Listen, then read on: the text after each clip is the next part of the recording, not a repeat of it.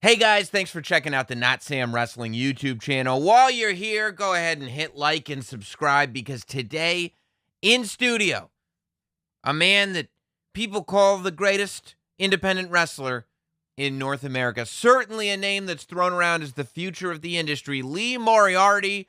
Lee is on the podcast to talk about how he found the wonderful world of professional wrestling, how he responds to people comparing him to the likes of Daniel Bryan, if he really thinks that he is the best wrestler in North America, and so much more. I had a ton of fun getting to know this gem of a human being. Go ahead and leave some flowers for him in the comments, and let me know who else you want to see here in studio on Not Sam Wrestling. If you want to listen to this podcast, of course, it's available wherever you get podcasts. Check it out, Lee Moriarty. I am super happy to have here in the Not Sam studio a person who, if you've been following independent wrestling for the last year or so, it's a name you've probably heard if you haven't had the pleasure of seeing him wrestle. Ladies and gentlemen, all caps, TAIGA Style, Lee Moriarty is here. What's going on, man? How are you? I'm doing great. How are you? I'm good. Probably not as good as you. I feel like I feel as a fan, as I'm watching, like we're at this spot where it seems like independent wrestling is ready to have another moment. You know what I mean? Like it feels ready to pop off again. It feels like people are so excited to get out of their houses, so excited to go to shows again. There's a whole new generation of talent that I feel like people were a little worried about when AEW popped up and everybody started getting signed up, and it's like, what's going to happen to the independents? And now the dust kind of settled over the last year, ironically, in the most difficult time to put on wrestling shows. And I feel like your name is coming up every time that dust settles in various different conversations. Yeah, I think, like you said, wrestling, especially independent wrestling, is about to go through a boom period where everything is about to pick up like crazy. You see GCW touring all over the place. Yeah. The West Coast is about to come back. I think the Northeast and Midwest specifically are what was always able to try to find a way to run during the pandemic. But now that everything is starting to open back up, like more things in the South, more things in the West Coast, everything like that, it's really going to pick up. And I was fortunate that I live on the Northeast. So even though there was those 3 months where no one was wrestling at all, once everything came back, it was like clockwork. And I was able to just get right back in there because I had momentum before the pandemic. So it kind of picked up. Yeah. And you could feel that momentum building, right? Like, you know, when it's kind of happening. Yeah, a little bit. Like, just the response and reaction at the beginning of that year in 2020 is when I started really traveling out more. So I wrestled for Subgrab in Tennessee in January. Then I started wrestling more in Indiana. I had that match with Alex Shelley at AIW, which was like the big breakout moment. And then from there, I just like started snowballing. But then, of course, everything gets cut off. Yeah. That's what's so cool to me, that there are still those stories on the independents, like in a world where everything is so almost globalized. Like the idea that, well, I went to Tennessee and I made a splash with this audience, and I went to this, like there's still that sort of territory feel that I think is actually coming back more so than has always been there. I feel like it's more territorial, and that there are more independent wrestlers that are sitting there going like, okay, now I need to make my mark on this territory and that territory. And it's really cool to see. Yeah, that's exactly what I'm doing right now. Like my goal currently is to get on the West Coast more because there's people who know who you are on the internet, but there's a lot of people that aren't on Twitter or aren't on Instagram and stuff like that. So you have to be at these live events in front of them for them to get to know you, understand who you are. There's people that still, I might be considered one of the top independent names to a lot of people, I guess. But there's a lot of people that don't know who I am. So yeah. I need to introduce myself to them by traveling out there and getting those opportunities to be on those events in front of them directly. I think that also you're the perfect person to be kind of here in this moment. I feel like 10 years ago, even 15 years ago, it was like, if you were the top guy in the independents, you'd come around going like, yeah, I'm the top guy. It's my spot. Anybody who wants to take my spot's going to have to take it from me. And I feel like culture has shifted. I feel like society has shifted. And I feel like the vibe really more is now like, yeah, I mean, I get I guess people say I'm the top guy, whatever. I don't know. Yeah, the way wrestling is now, there's so many more opportunities also. So I think people are a little more comfortable helping each other out. Right. So now there's like 7 companies you can wrestle for on national TV with a contract and stuff like that.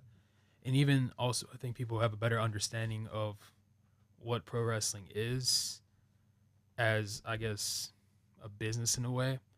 My spot is not up for grabs for anybody else because I'm completely unique to myself. If someone's looking to fill something on TV, there's no one that's going to fit and do exactly what I'm doing, or on an independent show and fit exactly what I'm doing. I specifically molded and created Lee Moriarty, TAIGA Style, so that I would be unique and I would stand out. So I'll help out anybody I can because I want professional wrestling as a whole to succeed. And I'm also not worried about anybody trying to take a spot that's specifically curated for me. Right, like you invented it. And I think that's so smart that I see a lot of people doing now, and I feel like that's the other kind of wave of the future is that you create your own identity so that if you want, I mean, and there are people who don't even want to go to bigger companies. They're like, "No, I want to just, do what I'm doing. I figured out this business works for me and I'm going to do it this way." But even people that want to go to the bigger companies, the idea that you create a product that they want as opposed to trying to fill a hole that they have. Right. Like, I don't think that ever really works long term, filling the spot that they've created, I agree. And especially the way things are now, if you're so focused on doing what works to get to this company, you can miss something out on another place because your eyes, you have these blinders on just trying to get there. The way I'm trying to do things is I'm just trying to be unique to myself and make myself a valuable brand no matter where I go. I don't want to just focus on company A or company B. Right. I'm just trying to be valuable to professional wrestling in general. Right. Yeah, yeah. You just want to be good at what you do. Yeah. Like, and then people will recognize that you're good at what you do and you'll fit in where you fit in, but it'll make sense and it'll be organic. I get really excited when you and somebody that wrestles like you is a professional wrestler. Because I feel like as a fan who's been watching for a long time, we lose people like you to MMA a lot. You know what I mean? Like the people who grow up with that, like who really value the grappling and the competitiveness. And when you wrestle, and I like all different types of wrestling, obviously, but when you wrestle specifically, it makes sense. Like it feels like the moves that you're doing make sense to the match that you're in. It doesn't feel like professional wrestling as much as I'm getting lost in this thing where, yeah, that's what this person would do to win this match that he's in. But most people who have that mindset are competitive on that level that they want, non-scripted competition, right? They want MMA, they want grappling, and there's so many avenues for that too. Mm-hmm. So with your athletic ability, what was it about professional wrestling that drew you in? The freedom as an artist. I think in MMA, you had some extent of a freedom, but as it's gone on, it's become more and more direct. Like you see the way UFC is like Reebok compared to how it was when I was growing up. There was like logos all over the place and all this stuff. Yeah. And there's still characters and personalities like Conor McGregor and stuff like that. But in professional wrestling, I can be as loud as I want in terms of like where I'm wearing, the way I presented myself online. I didn't have to like do stuff specifically for this company. And when you get on major TV, obviously there's partnerships and brands, so I get why they do that. But I like the idea of being completely unique and being an artist. And that's what I think pro wrestling is the perfect combination of art and sport. Yeah. Yeah, I guess you don't have that conversation with like fighters that you go, "Oh, who makes your gear?" You're like, "What? Yeah. What at Modell's? His fight shorts. What are you talking about?" Yeah. This idea that like there's not many fighters that come to the cage in a mask and then take it off just because it looks cool because it's a thing. Like this is what. So the performance part of it appealed to you. Yeah, like the presentation is a big thing for me. Yeah. Like when I come out with the mask and the headphones, they're all a part of me. It's not just something to look cool. There's a reason I come out. There's a reason I wear what I wear, the colors I choose, and all this stuff. So the presentation is extremely important to me. The wrestling is always going to come first, but I need to make myself unique, and I want to express myself. And as time has gone on, I figured out the Taiga style thing and figured out how to express myself through that. Like, I studied MMA. I never formally took any MMA classes other than Taekwondo for a little bit, but I wanted to make sure I had all those proper tools. So I made this look proper and I made this look realistic and I made it look like I was taking it seriously because I am.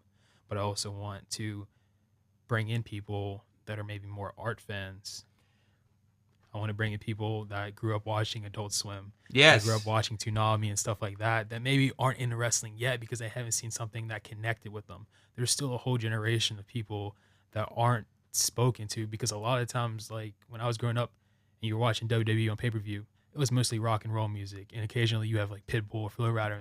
It's only recently that you had Denzel Curry with an NXT song and stuff like that. That's going to connect to more people. And I want to connect to more people and more audience so that wrestling grows bigger. Yeah, I'm really glad you said that, actually, because that was what I was going to bring up, that when it comes to your presentation, I feel like a lot of your presentation speaks to this huge portion of society that I feel like doesn't get spoken to in wrestling. I feel like, we're at a point now where kind of niche interests have taken over. There's not like one thing that just, this is what young people are into, this is what they like, and so you can bring them on. It's like, these little pockets are what makes up the whole thing. And there are so many little pockets that don't get spoken to, right? And I feel like everything that you were just saying, like, there are plenty of people in wrestling that would be like, what?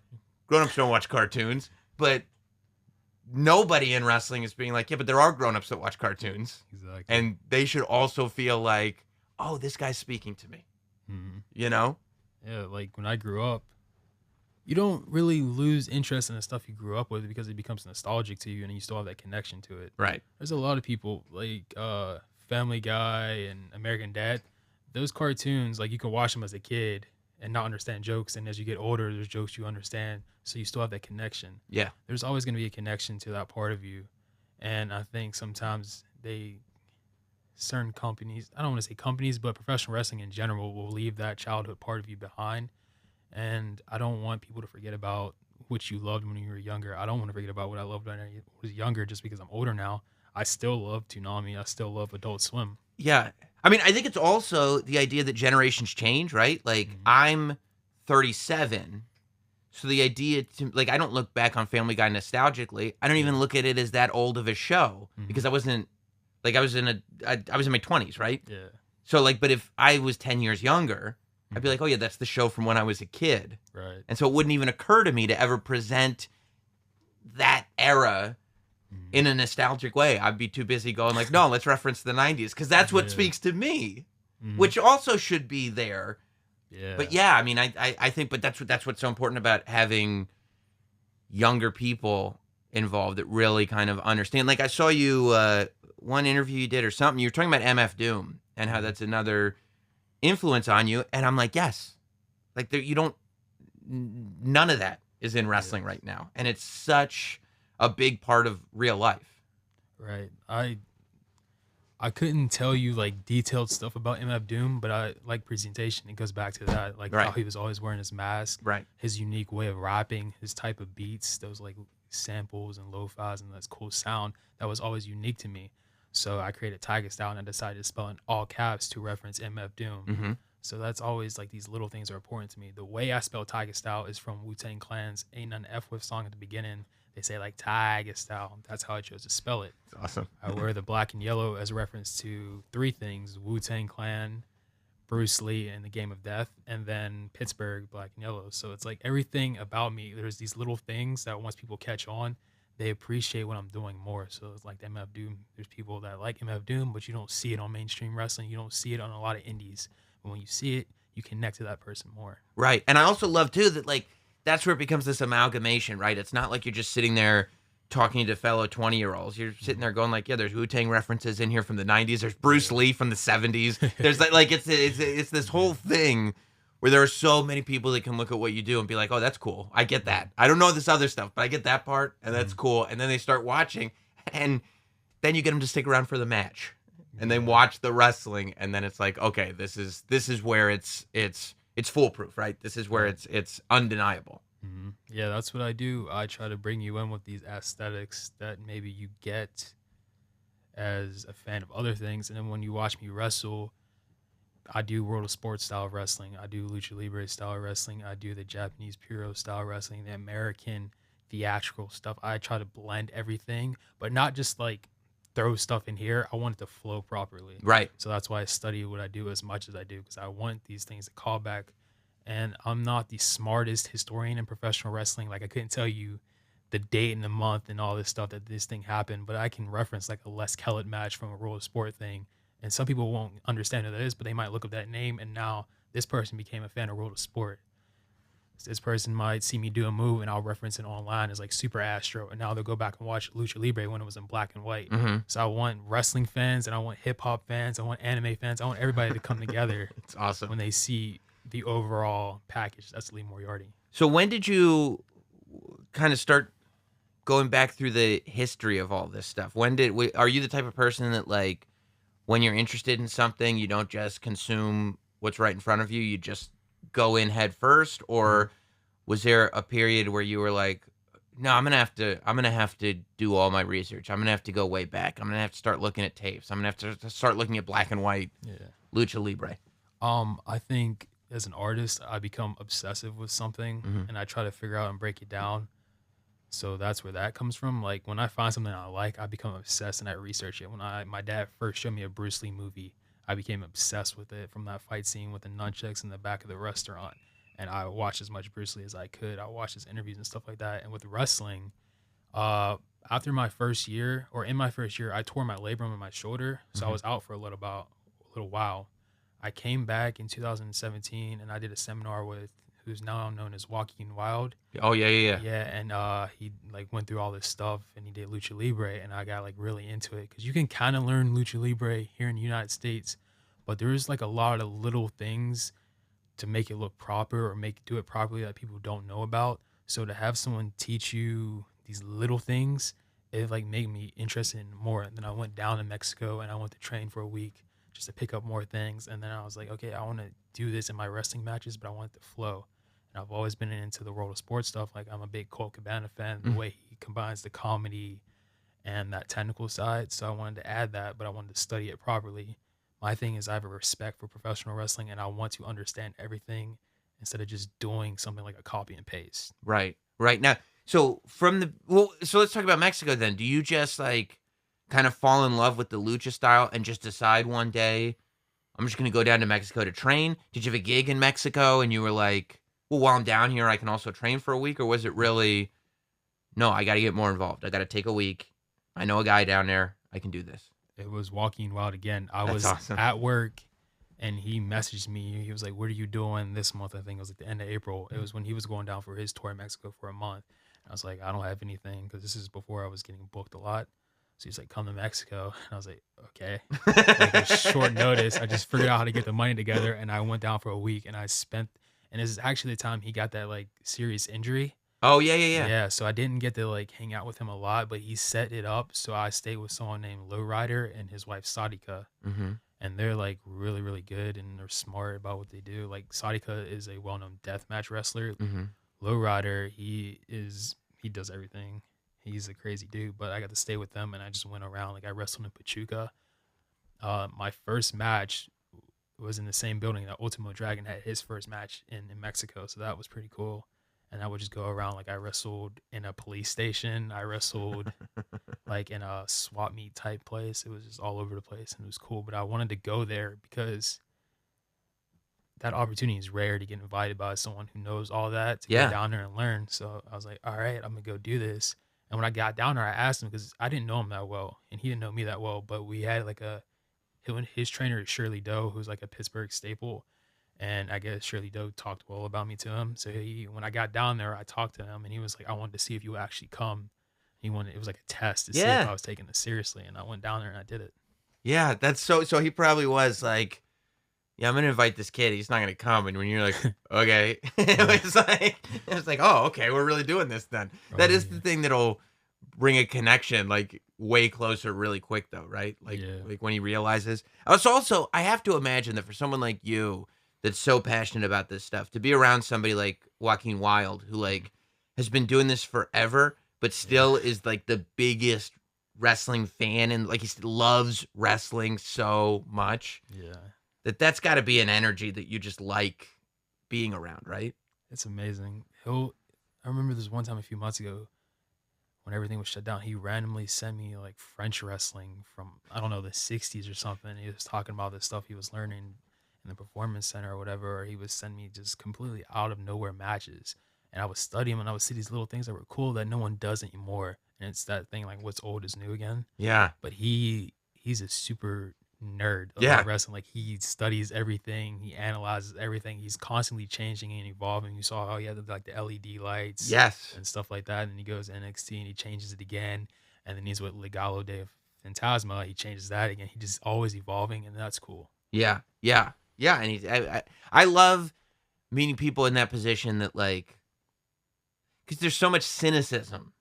You know, about anything people are passionate about, their cynicism about but there's cynicism about wrestling. So when you meet people that are actually doing it day in, day out and have done it forever and have none of it, like are still like, no, this is the best stuff in the world. You're like, okay, yeah, no, I thought it was the best stuff in the world. I'm glad that you're reminding me of that. Yeah, there's a lot of people like that. I've been fortunate enough to be surrounded by those kind of people. So Walking Wild is one, Alex Shelley is another. These guys that will go out of their way to help somebody if they see that they're passionate about it and they see that they're a good person.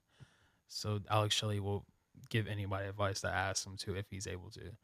Walking Wild will do the same thing. There's so many people that would try to do that. Like you had Nick Gage on your show. Yeah. And you had Ali Catch. Yeah. And she was talking about how Nick Gage watches every match and stuff. And he does. He will watch everything. You'll go back to the current. He'll be the first person like, yeah. Like he gets hyped. He gets you more hyped than you are already hyped. It's super cool. There's a lot of good people in wrestling. And I think it's important to focus on that. Yeah, I heard a story. I won't blow up the spot of the person who told it to me about Nick Gage, though, who like, it was like a really early CCW show and they were on it. And like they worked the opening match and they came back. And of course, Gage was the first person they saw and he was all hyped like, yeah, that's how you open a show. That's how you open a show. And he goes like years later, it was like WrestleMania in New Orleans. It might have been even the second WrestleMania in New Orleans. And this person was walking down the street and Gage was trying to get into a spot to say what's up to Samoa Joe. And he went up to him and he was like, hey man, do you think you could... CZW, you're the guy. That metric, and he still had it in his head. And I was like, yes, this is what it's all about, right? Yeah, that's Gage. He will remember you from like we met at an AIW show because he was on AIW regularly. He remembered me pretty much instantly. And then anytime we see each other, even if it's just in passing, he'll go out of the way just to check on me and how I'm doing and stuff like that. He's a really cool dude. That's awesome. That's awesome, especially because people who just know the character Nick Gage wouldn't assume that at all. I mean, his character is scary as hell. So yeah, I get it really it, is. Yeah.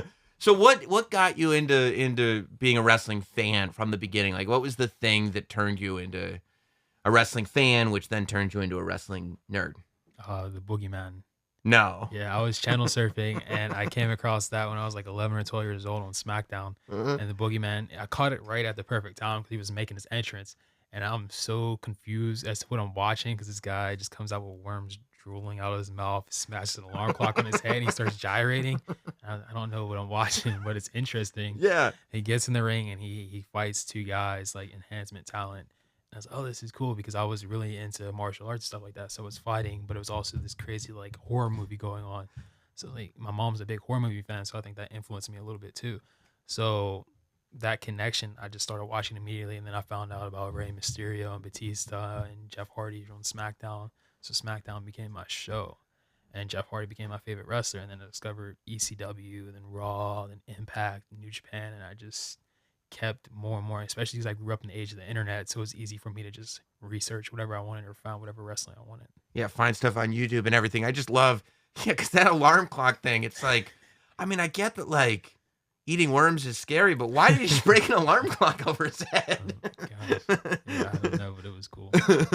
What movies did your mom get you into as a kid? That's so cool that your mom was into horror movies. So I'm not into horror movies all like that for real, but she was. I remember as a kid like watching stuff. I was like, I don't know if I should be watching this, but also like they didn't really scare me like that. I guess because my mom watched them so much, so I was like conditioned. Like Freddy versus Jason. Yeah. The Final Destination movies a lot. Chucky, stuff like that. Like, yeah, because I'm trying to figure out when can I, like, my kid's 4, and I'm like, I can't have him watch these movies yet, but Like, Yeah. I really want to get him. Like, we got to watch wrestling. We got to watch horror movies. This is what we got to do. Yeah. But it is, yeah, your parents do give you that foundation. So you're sitting there when you watch the Boogie Man. Mhm. Is that one of the people? Because again, you're talking about presentation. Is that one of the people that you're like, yeah, that's part of what I want to do? That makes me want to be a wrestler on some level, or was it like the Jeff Hardys, the Rey Mysterios, the more athletic guys that did that for you? I think the Boogeyman is what caught my attention, Mm-hmm.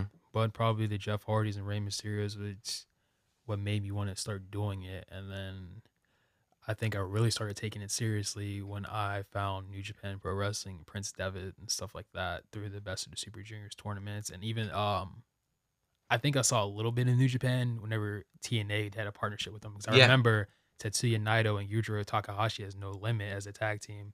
And even there was a point, the World X Cup, I remember Milano Collection AT because of the Invisible Dog and Masato Yoshino and all this stuff. And also, I think we had Comcast, and there's like the on-demand stuff, and they'll have Dragon Gate USA little clips and stuff to like try to get you to buy a pay-per-view. So I would see Dragon Gate stuff. I was like, oh, this is really cool. Right.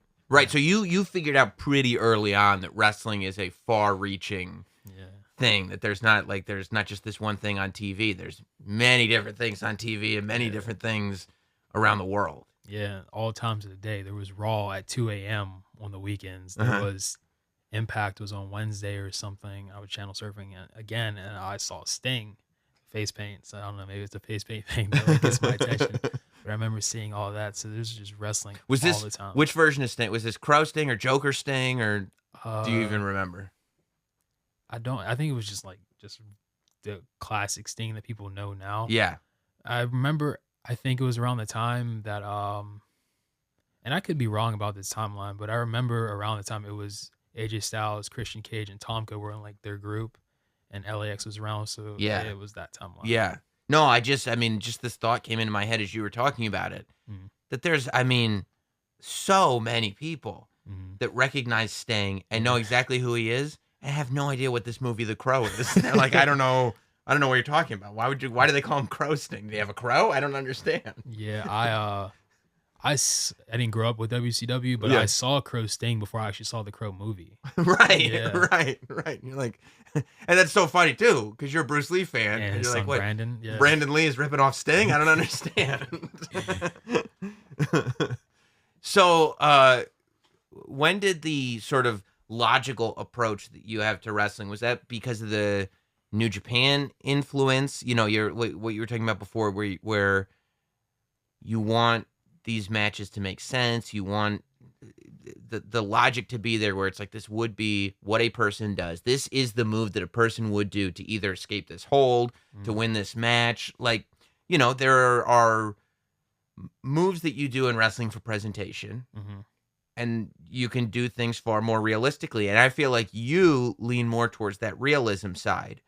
What went into that decision making when you were figuring out your style? So the basic part of it was when I was in high school, and I didn't join the wrestling team, but I did practice with people that were on the wrestling team, because in our strength and training class, there was the wrestling room upstairs, so you can just practice. So I just wanted to get that foundation, just to understand the basic holds, because there was wrestlers like Kurt Angle, also from Pittsburgh, who was an Olympic wrestler. Oh, of course. Yeah, so I wanted to have that at least solid foundation. And it paid off, because I was in Texas for New Texas Pro, and the commentator, he was asking like, how long did I do MMA or wrestling? I was like, I never did it, but he was like, you move like you drop your hips and stuff like that, so it seems like I do. And that's just because I watched it a lot. Like, I don't have the proper technique in jiu-jitsu stuff, but I have a basic understanding enough, because I watched like a technique 100 times just try to figure it out. Right. And then with the way I am now, I think as I discovered more technical wrestlers like Zack Sabre Jr., Jonathan Gresham, even Alex Shelley and Chris Sabin, stuff like that, I wanted to bring that in because I like that style. I don't consider myself a technical wrestler, but I like the technical wrestling approach. Yeah. Yeah, and I like the idea too that like a jiu-jitsu guy would look at that and be like, I don't think he really knows it. Yeah. But a wrestling fan would be like, he definitely knows jiu-jitsu. like that's that line that you want to walk, right? Like that's the sweet spot where you want to be. So then when like Prince Devitt becomes Finn Balor, and DJZ becomes Joaquin Wilde, and you start seeing the way some of this wrestling translates onto a mainstream product like WWE, because before that was going on, there felt like there was two styles of wrestling. There was there was non-WWE, there was WWE. Yeah. And it was that, I think Finn Balor was one of the really early ones that made it go like, no. Like, good is good is good. And good works where good works. Did you look at that and go like, oh, this is evolving? Yeah, it was the NXT stuff, especially Sami Zayn and Cesaro. Yes. That, and then they added Neville, and then Finn Balor came over. But watching how NXT developed, and then watching it translate over to their main roster stuff, Ring of Honor was popular in like kind of that little niche thing. But then they got their St. Clair broadcasting, so then it's still like kind of not a major network, but it has wide reach. So I saw like how this stuff was influencing mainstream wrestling in terms of WWE. Even now with AEW, you see this style, which is like you would be used to seeing in PWG. Right. Now it's on TV, and that's really cool. It's seeing that shift. Yeah. But it's a mix still. There's still those people that they know when to do things and not go crazy. But it's interesting watching stuff on NXT and people do like bumps from the top rope onto the floor, and it's like, all right. But it makes like it flows well. It's not just doing it for the sake of doing it. Right. Yeah. I think that first takeover show in Brooklyn, where they sold out an arena full of people, that they were expecting to do like 5,000 seats, and they were like, no, we got to open up the whole arena because it's going to sell out. That was kind of the wake up call, where it was like, oh, this is just wrestling, you know. And I think that it influenced kind of a whole generation following that, and it led to people like you who can sit there and go like, no, there's a lot of different ways to do this. So when you're developing your style, TAIGA style, which is a combination of everything that you've picked up on, do you see it as like, is it branding? I mean, it's a little bit of branding, obviously, regardless, but is it more branding, or is it more like, I really want to push forward this idea of melding these styles together? Something my trainers told me about early on is like, you want to be versatile so you can work with as many different styles as possible, because that makes you more valuable. Yes. So that was a big thing I wanted to learn. Even if I didn't use it, I wanted to learn how to like base for stuff in Lucha Libre. And then when I got more into it, that's when I started wanting to do it myself. So that was that thing. And then TAIGA style became a branding and marketing thing. Yeah. And as more time goes on, I learned how to mix that branding with my wrestling. Because another thing Walking Wild would tell me is, like, it's cool having this thing during your entrance, but how does it translate into what you're doing in the ring? So smart. So I had to figure out how to mix and combine that and make everything flow. And that's like a Bruce Lee quote, be water and be formless and shapeless. Yeah. So I try to make my wrestling, my presentation, whether you see me online or wherever at, it all flows together. And I think, too, the thing about independent wrestling and why it's so important to have an identity is that because you're going from organization to organization and you're going from audience to audience, there has to be some common thread that, like, the Lee Moriarty match has a feeling. Like, it's not going to be the same match every time, but you know, it's almost like there's, like, the show is going to be the show, but you have to have control over that feeling that the audience gets when you get there. And I think that that's something that, like, top people figure out, because, like, you know, there is this thing that when you become a person that people are talking about, it almost has to transcend whatever location or venue or organization you're with, and go like, no, this is a great brand, and then this thing that you're creating doesn't change depending on where you go. It's this product that gets presented every time you get in the ring. Do you share that philosophy? Are you figuring that out as you go? I agree. I think it's important to be completely unique, because there's ways wrestling works. Like on shows, you have a card, and the way it used to be is constructed was like, you don't want match one to outshine like a match later on the card and stuff. But the way wrestling is now is everybody's just like, just show out. And there'd be a lot of promoters that would say that they don't like, I don't want you to have a better match than this thing. Don't just show out. And you have to figure out how you're going to show out in a unique way. I'm not going to try to compete with these people that can do 630s and stuff. I'm athletic, but I don't know how to do it. I could probably learn it, but I don't know how to do it. Right. So I'm gonna play to my strengths, and I'm gonna figure out how to make my stuff unique. I'm gonna figure out how to make my match with wrestler A versus wrestler B look completely different, because wrestler A and wrestler B are completely different. Bruce Lee did not approach every fighter in every movie the same way. He didn't approach a goon the same way he approached Chuck Norris or O'Hara, and like every fight is different and adapting. So you have to adapt. That's a great point. And Bruce Lee works with that, right? Like, depending on who else is in the movie, the Bruce Lee fights are going to be different and the fight scenes are going to be different, but you're going to know that you watched a Bruce Lee fight. You're going to know you watched a Bruce Lee movie. You know what that feels like, and you know why it's different than any other martial arts movie. Yeah, there's signatures, and that's kind of like wrestling. You have these signature things, or you have a signature movement. I did a show called The Masked Wrestler, where it was like everybody was a mystery, and no matter how hard I tried, people were still able to figure out it was me. Even though I had a mask, I didn't do any of my like signature offense, just because the way I move and the way I flow and put things together. So without even knowing it, I created this thing that's like identifiable and uniquely me. That must have felt great that you couldn't pull off the Masked Wrestler. Like, that must have felt great that like this that you were having that kind, because that's really having an impact on people, right? When they're picking up on all these little things that you're doing that you're not even necessarily doing on purpose. Right. It's just what you do. And then you realize that I didn't even know I do this. And all the people watching are well aware that I do. Like, that's pretty remarkable. Yeah, it's cool, but I also hated it because I couldn't fool people. And I was trying really hard to like convince people that I was Wheeler Yuta. I was doing a lot of his offense and stuff like that. Or I was at least trying to convince them that it wasn't me. Yeah. But it didn't work out. And I feel like I shouldn't have had a pink mask because I wear pink all the time. But because someone is like, you wear pink, or someone pointed out my kick pads that I wore in a show like 2 years ago. They're high spots kick pads. Anybody can have them. But people are like, it's like, all right, whatever. But I couldn't fool people, but I'm happy that I did come to the realization that I move in a way that's unique to me, or I present wrestling in a way that's unique to me. That's so funny that you had high spots kick pads. They're like, no, those are yours. And you're like, I mean, you could have them.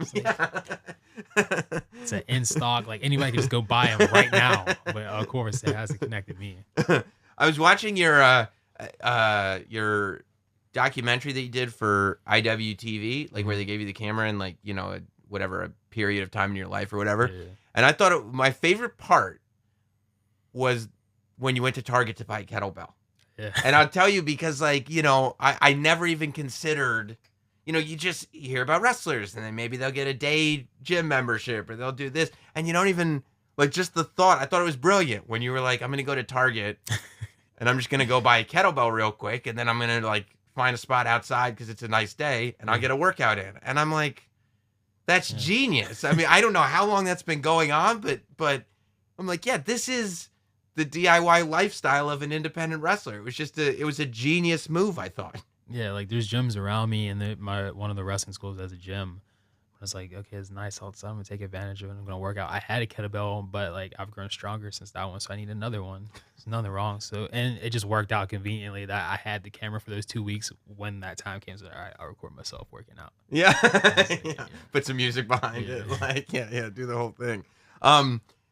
When you start to build this reputation and when people start to know your name, and there is that expectation, right? Like when your name's on the card now for a certain group of people, they're going to have expectations for the match, which even 2 years ago, you didn't really have to deal with. I mean, you had to sit there and go like, oh, I gotta try to make an impact. I gotta try to make sure that people remember my name. Now people remember your name, and it's like you have to live up to the expectations that they have now. Is that any added pressure, or do you have a level of confidence in kind of what you've learned and the way your skill has grown?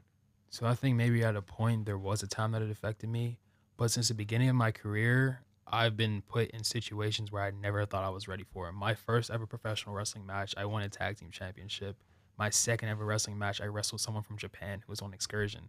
So these positions, like, I didn't think I was ready for it, but I was putting them.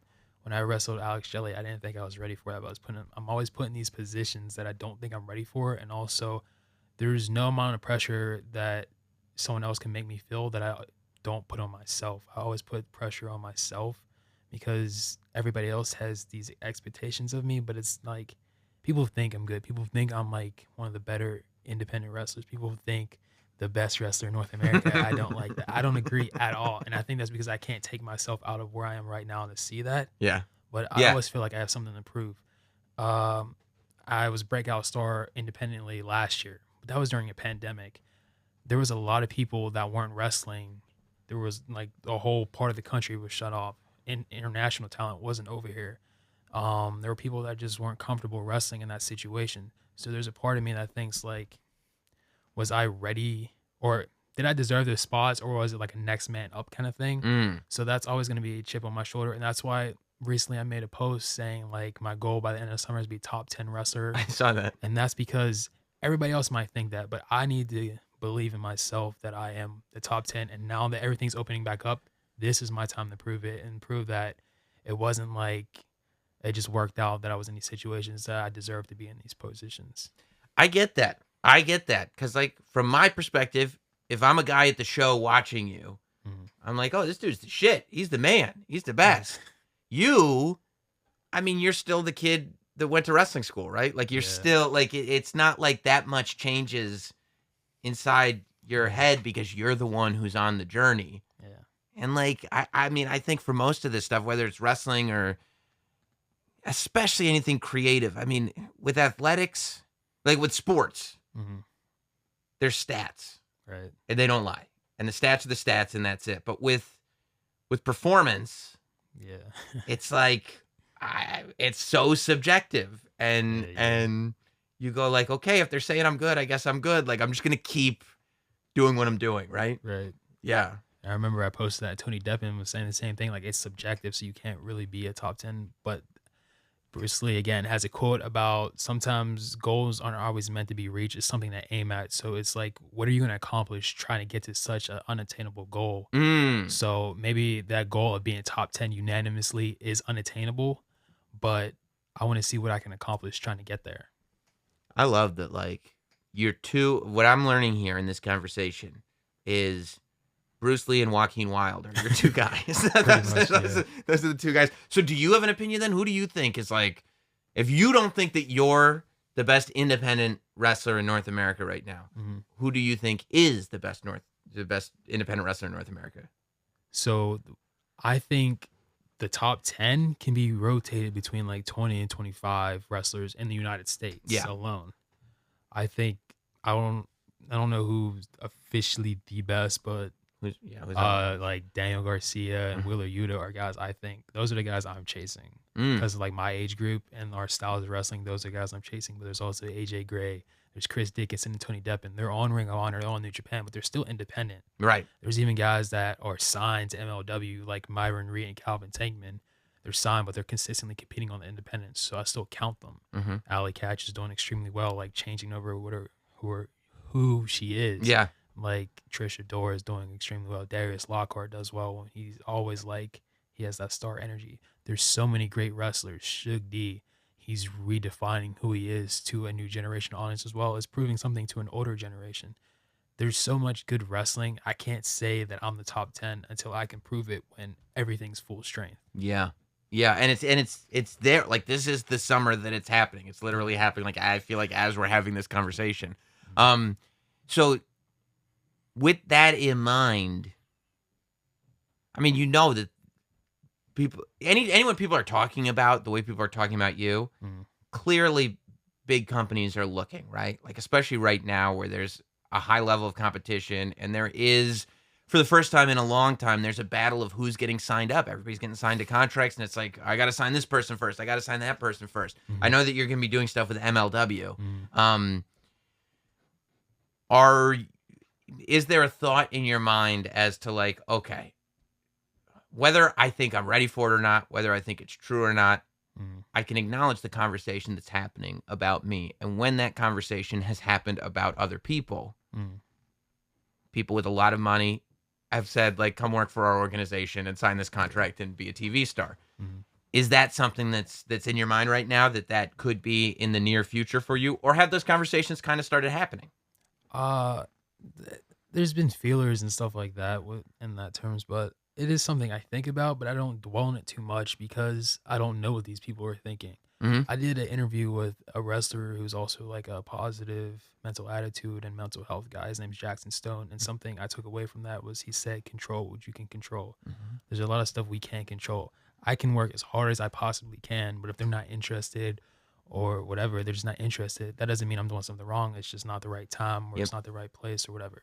I'm going to do what I'm going to do to become the best. That contract stuff, that's going to come when the time is right.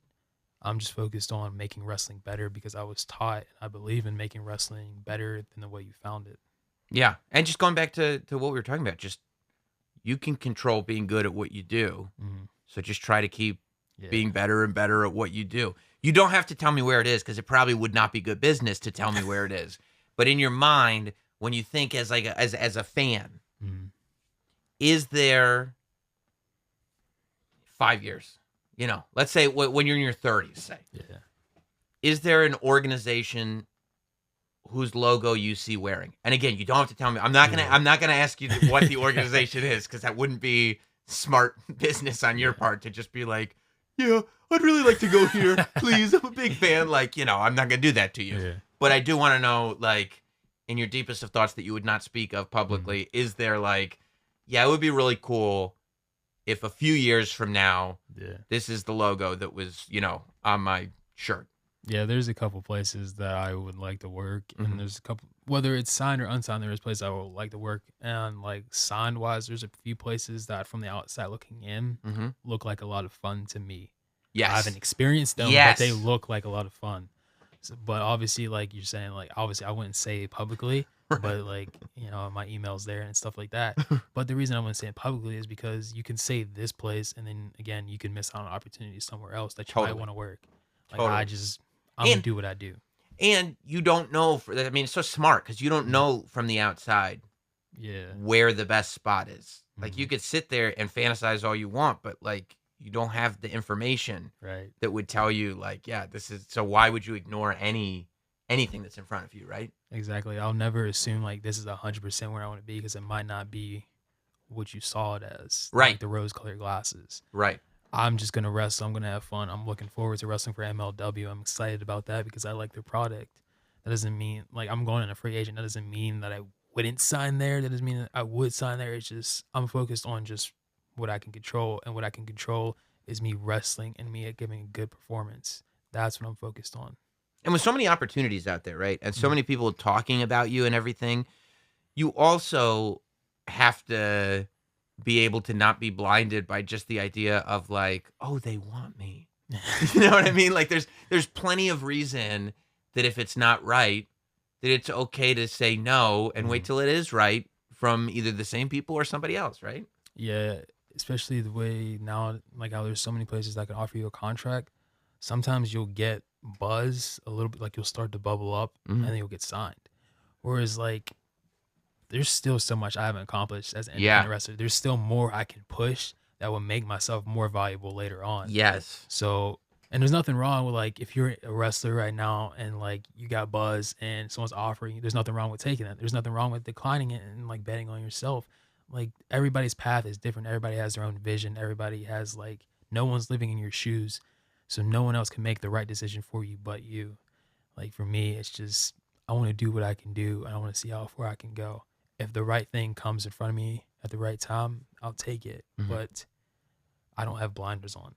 Yeah, and I think too, at the end of the day, you can never get distracted over the fact that you're making a living wrestling. People are Mhm. paying you to wrestle matches. Like that for everybody, I think that starts like that's a wrestling fan that's not just getting in it for a big check. Yeah. Most people are like, how great would it be if I could get paid to wrestle? Yeah, like I get paid to pay for my flights. Like I'll travel, like I'll be going on the West Coast. Like that's insane to think about. I've already like just this year, I've been to more states than most people in my family have their entire life, and that's because of professional wrestling. I've had so many opportunities. I've been out of the country because of professional wrestling, and that's amazing. I'm going back to Mexico because of wrestling. Yeah. I mean, bro, you can just roll into a Target and buy a kettlebell because wrestling, they're paying for your kettlebells. Exactly. It's- Yeah, it's tax write-off. It's a workout equipment. yeah. And you got the doc to prove it. Exactly. This is a business expense. Have you now I want to see you. I want to see some independent organization get it done. Would like the big fantasy match for you be Lee Moriarty versus the Boogie Man? I feel like there is a way that we could get this done. He's still out there. Yeah. He's still painting up. He's Yeah. still doing the character. I mean, he lives it. So like, how great would that be? It'd be really cool. Like, it'd be such a weird match. It's so weird. But I like stuff like that. I like contrasting things. I'm wrestling Danhausen in a few weeks, and our styles are so contrasting. I like stuff like that. So I would look forward to it. My big dream match independently that could happen would be Chris Hero, but I don't know. Like, nobody knows what Chris Hero is doing. So I don't know. Yeah. But I like that you're putting that out into the universe, though. That's like Chris Hero and Satoru Sayama, the first Tiger Mask, are my biggest influences in terms of my style. Chris Hero is another guy that was extremely versatile, especially for his size. So that influenced me a lot. Yeah. So at what point did you find Chris Hero? Because you would have had to go kind of backwards, because that kind of, especially, I mean, obviously you can find him as Cassius Ohno, but like the independent run that he was on, that was like kind of a few years before your time, right? Yeah. So I think, and again, my timelines could be like mixed up, but it was when he was with Cesaro as the Kings of Wrestling, Ring of Honor. Yeah. And I think they were on HD Net. So that was my first time seeing him. And then, of course, the internet, I would just go around looking for whatever I could find. Yeah. So it was really cool. And he's a big fan of Duke. And that's my dad's college basketball team. So I was like, all right, he's cool. Yeah. So, yeah. Yeah. Speaking of like Ring of Honor and around that same era, the Daniel Bryan comparisons get made, which to me, I feel like, I mean, flattering, terrifying. Like, how on earth do you expect me to live up to the greatest wrestler ever? Like, who is better than Daniel Bryan? But who knows, I mean, he didn't have Taiga Style. Yeah. I was going to say he didn't have a mask, but he did have a mask. He was the American Dragon. He had a mask in the very beginning, so he actually did. How did you feel when those comparisons started getting made? I didn't understand it. I still don't think we're like that similar or anything, but I guess people see this technical wrestler that people connected with like instantly. And I guess there's something about me that people connect with me. And then the technical wrestler, I think I'm just well-rounded. I don't think I'm a technical wrestler. But I guess there's little things that we do that make the connection, but I don't think we're that similar. But it's extremely humbling that people see me in that position. And maybe it's just because of the position I'm in right now in the independent scene that they see that. Right. And that's kind of the first name that you grab to go, like, because he's the forefather of it. Why are you so insistent on not being a technical wrestler? Like, I feel like every time it's come up, you're like, just so you know, I'm not a technical wrestler. Like, why? How come it's so important for you that gets out there? Because I think it goes against what Taiga Style is, and Taiga Style is being well-rounded and being a student and a master of everything. I think when people think technical wrestling, they just think this whole. Technical wrestling is broad, but people's definition of what technical wrestling is different than what it is. But I'm just well-rounded. I can do a technical match. I can have a match with Johnson and Gresham. And it's going back to what you're saying, like this match will look different than this match. If I'm wrestling someone else, I might just do a bunch of strikes. Right. Like I did Taekwondo, I can just do a bunch of strikes.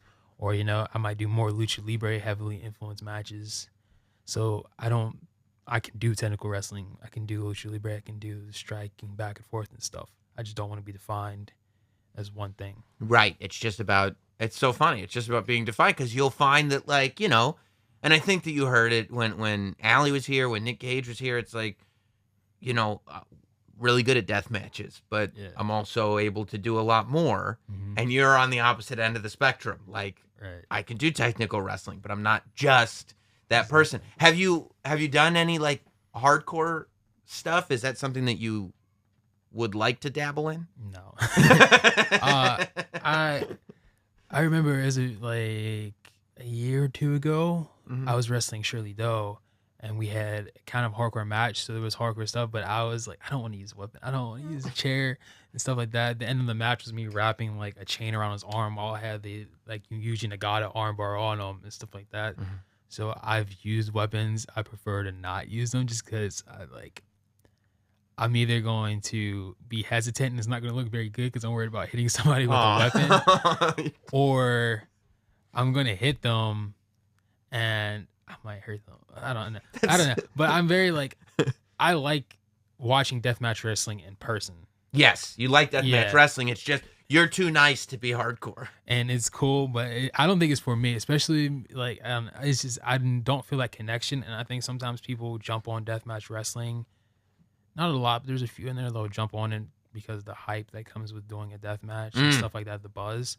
I respect deathmatch wrestling, and I don't feel like my heart's in it, so I don't want to do it. Yeah. If my heart's not in it, I'm not going to do it. I get that. Although now, like, I want to see the story get told where somebody's got to, like, beat the niceness out of you and beat the humility out of you. And, like, oh, this is not what he wanted to do, but he's dragged this side of Lee out of him. That's what the story with Shirley Doe was. Like, it was a rivalry, and it was drawn out to, like, make me use a weapon to hit them that set up that match. Yeah. So, like, there's storytelling and stuff. Like, I think an interesting match would be me and Nick Gage, because I'm going to do everything I can and make sure he does not touch a single door or anything like that. Obviously, Nick Gage can wrestle, but I think he's become notorious with that stuff. Yeah. So I think that's the interesting story, is like him wrestling someone like me. And I think he's wrestled Gresham maybe, but like that's always like an interesting contrast. And that styles make matches. Yeah. I think that'd be great. And I think even the storytelling in it where, like, he could try to go for a door and you could stop him and, like, not, almost not allow it to happen. I think it could be really, really cool. You went to school for graphic design, which I think has got to be so helpful. I mean, I feel like people who know graphic design now, I mean, it's literally everything in any kind of performance, content creation, anything. Graphic design is just such a valuable skill to have. Did you go thinking, okay, I want to get into wrestling and this will help? Or was it, oh, I don't know if I'll ever be a wrestler, but I could be a graphic designer? It was more like I kind of had to. I was still living with my family, so you have to go to school, because they weren't into the idea of me being a professional wrestler, because they grew up watching wrestling and seeing like a lot of wrestlers pass away from the drugs and things like that. Different generation. Yeah, no, so I get it. they were very much like, nah, you gotta go to school or something first if you're gonna live here. So I had to go to school. I had to go, and I picked graphic design because I was an artist. A lot of the stuff I learned wasn't in college. I was self-taught. Like, I went on YouTube and learned it, or I used to draw when I was a kid, so I knew how to do that. I bought my own tablet and learned how to draw on computers. Mm-hmm. College was kind of more like the formal way of doing stuff. We're building portfolio. Mm-hmm. So I learned that just as a way to stay in my house. And then Yeah, I get it. and also I was in a program called Job Corps, and they pay for your schooling, but also I was a kid that was like, what is it? I think it's financial aid or whatever. Mm-hmm. So that money I actually used to pay for wrestling school later on. So I would get that financial aid because they were already paying for school. So. Which is great, because you're also kind of learning how to be a carny in the wrestling business, and that's I used some of it because there's some stuff they like Job Corps wouldn't pay for, but I did have enough left over that it helped pay later on for wrestling school. Yeah, or a car or whatever. So, but I did to get to wrestling matches. Yeah. Exactly. I think actually, I listened to the Young Bucks audio book, and they did something similar. So it's cool, like, people do that. Yeah. But it was just a way for me to, do what I had to do until it was like okay for me to like pursue what I wanted to pursue. Right. Yeah, and it's problem solving, right? It's like, I want to do this, but I got to have a house. To live in the house, I got to do that. How does that lead into this? And I mean, I think people who really want it, like, it gets there, and it gets there in a way that, oh, actually, this was all productive. Yeah. Like, every step of the way was productive. So what have your parents then thought of now that you have gotten into wrestling? Now they're cool with it. Yeah. Now they see how committed I am to it. They came to my first wrestling match and stuff like that. And even I think one thing that makes them more comfortable with me being a wrestler is that I'm straight edge. So they know that I'm not interested in that stuff and that lifestyle. I'm a very big fan, and it's a Myron Reed quote, of wrestling and take my ass home. Like, I don't get caught up in this stuff. But and younger, I was like upset about it. I was like, dude, they don't want me to do what I want to do. But it's like, in hindsight, I understand why they wanted me to do it. So it's like, if you're a younger kid, just listen to your parents. For the most part, they're probably right about stuff, and it's cool. Even Alex Shelley, he was telling me how he stopped wrestling for a while to be able to do what he does now, like his therapist and stuff like that, and that inspired me. So I might in the fall go back to get the last credit I need to actually get my certificate, because at the time I couldn't get that credit. CCAC in Pittsburgh is like 4 or 5 different campuses. And if you don't have a car, you can't get to all of them. So I couldn't Oh, get my wow. last course because I didn't have a car at the time.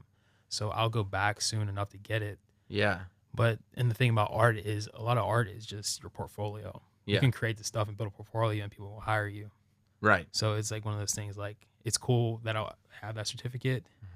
But it was at the time I was just a young kid that just wanted to wrestle. So I was upset that my parents wouldn't let me do that. But now as I'm older, I understand why they did what they did. Yeah. Yeah. No. Yeah. I think I get it. I had the same type of parents. I tried to drop out of school, and my dad was like, "Yeah, you can drop out of school, but like the rent to stay in this house is like crazy." And I'm like, "Huh? What?" And he's like, "No, it's not. I don't think you can afford it. You don't have any jobs lined up." And I'm like, "Well, I was gonna pursue my dream though." And he's like, yeah, pursue it. It's just gonna be super expensive. Like, all right, I'll go back to school. All right, you got me.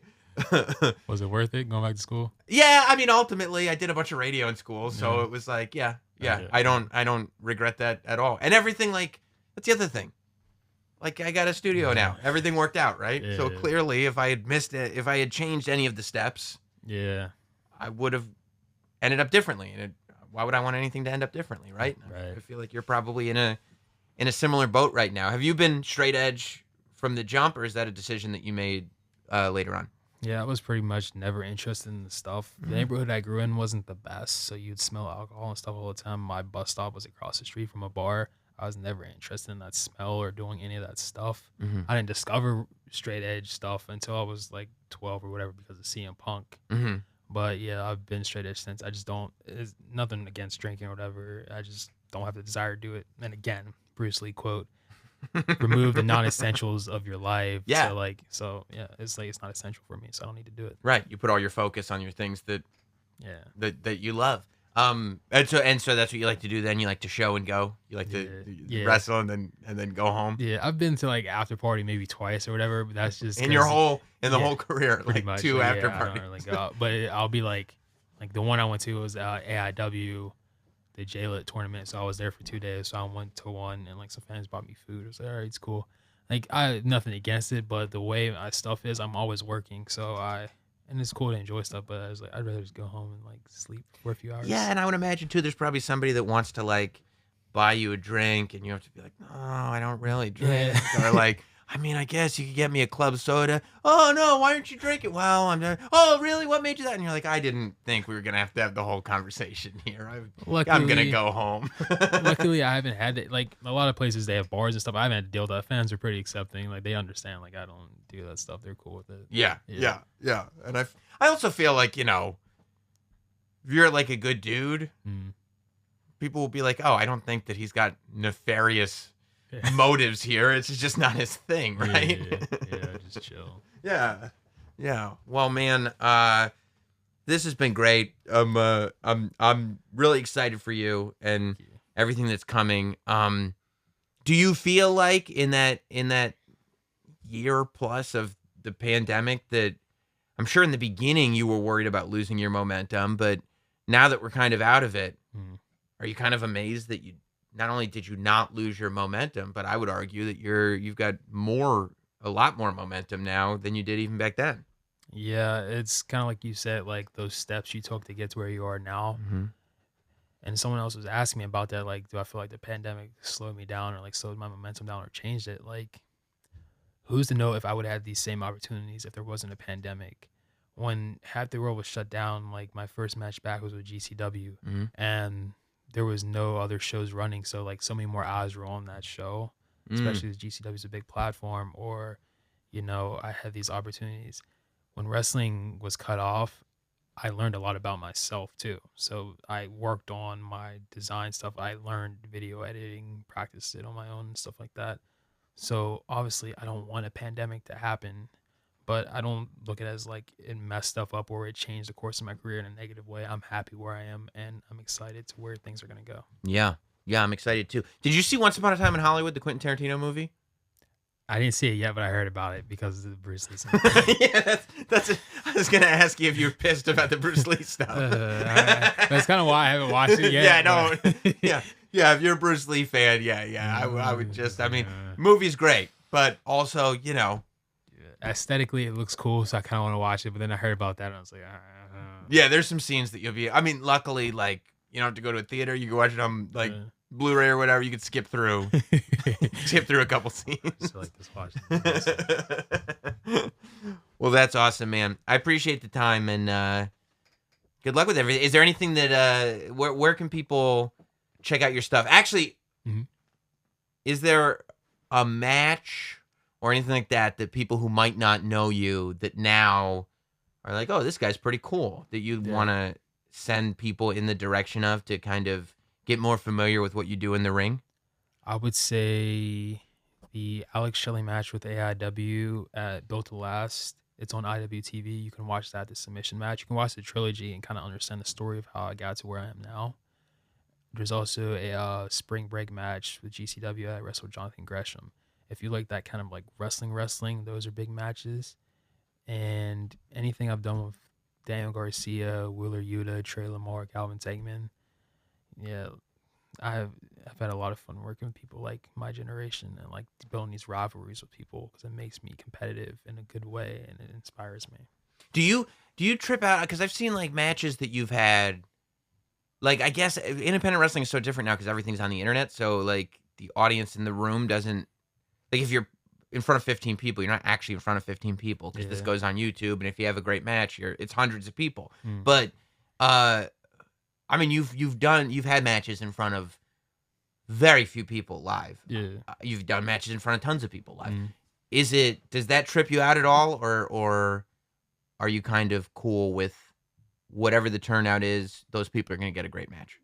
I'm pretty cool with it. Yeah. There was always that quote, I think it was Bryan Danielson, a lot of wrestlers know at the time, like they're going to wrestle and give 100%, whether there's 10 people or 10,000. I've always had that mindset. Like, it doesn't matter. My style is going to not change.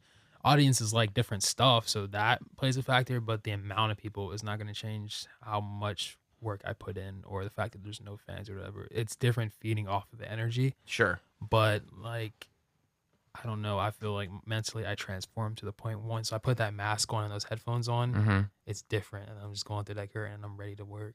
And even like my first match, the way the ring was lighted, you couldn't see anybody in the crowd. So it was like you can hear stuff, but you can't see anything. So I don't know. I've just always been comfortable, whether it's nobody or everybody. Yeah. Have you had to explain the mask to anybody? Like, I feel like that's one of those things that you do because you like it. Yeah. You know? Have people been like, hey, man, what's the deal with the mask? Yeah, it's one of those things you don't understand from the jump, but if you get to know who I am, you'll understand. One, it's I wanted to be a masked wrestler, but my trainers wouldn't let me. My favorite wrestler is Tiger Mask, so that's why it's TAIGA Style and the Wu-Tang Clan. So that's where that came from, and it's a cool aesthetic. And also, I'm a very like introverted person, so I feel like it's weird to explain, but like I put the mask on and I put the headphones on, and it helps me come out of my shell. And then when I take them off and I'm inside the ring, it's different. Like I feel like I'm set and I'm ready to go. It helps me like transform from the shy, introverted, calm, quiet Lee to the one that's like yelling yeah in the ring and kicking people in the head and stuff. yeah, which is important. Where can people follow you on like social and keep up with all your dates and merch and all that stuff? On Instagram and Twitter, it's the Lee Moriarty, and I have a YouTube channel that I'm going to start posting stuff with, especially now I'm going to be documenting stuff for the summer of TAIGA Style, which is like what I'm trying to present right now because my summer is crazy. I love it. So I'll be all over the place, and there's probably a good chance that you might be able to see me live in some capacity. Awesome. Well, follow along, and yeah, man, I appreciate you hanging out. Of course, it was fun. I like it. This is a nice place. Thanks, man.